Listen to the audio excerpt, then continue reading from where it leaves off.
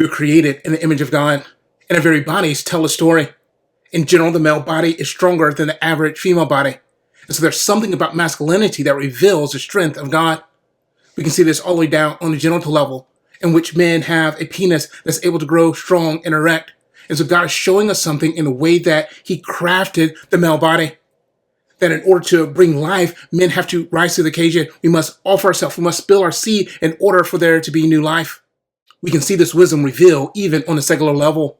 As a form and function of the sperm, give us clues to what it means to be a man. First, the sperm must go the distance, traveling out of the male system into the female system. It must go the distance through hostile environment in order to reach the egg. And so there's times as men in which God has given us a vision, given us a dream in which we want to bring into life.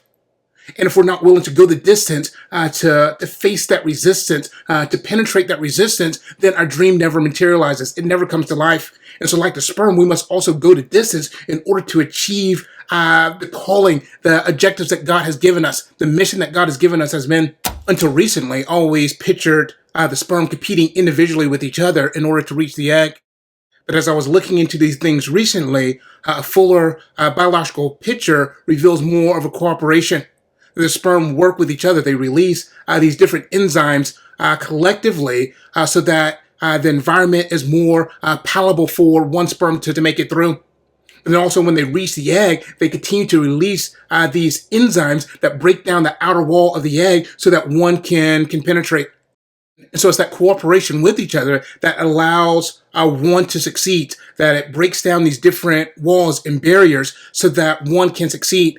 And so in our life, we need our company of men as well. We need our brothers in arms next to us so that we can achieve the objectives that God has given us.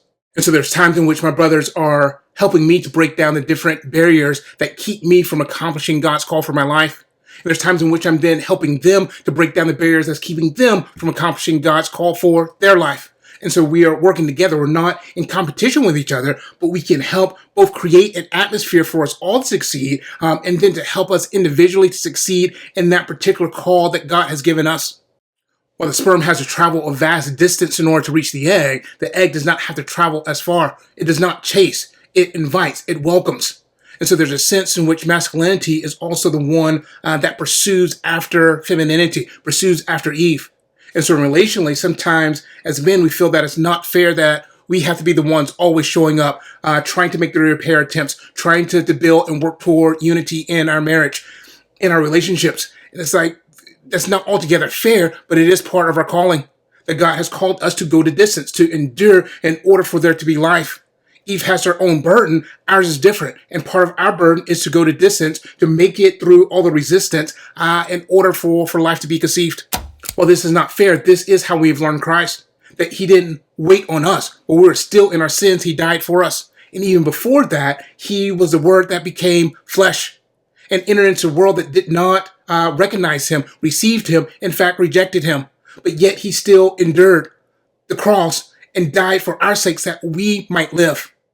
And so whenever we feel that this call to go first and to consistently move toward others is not fair, let us remember Christ and his willingness to move toward us, to go the distance for our sakes.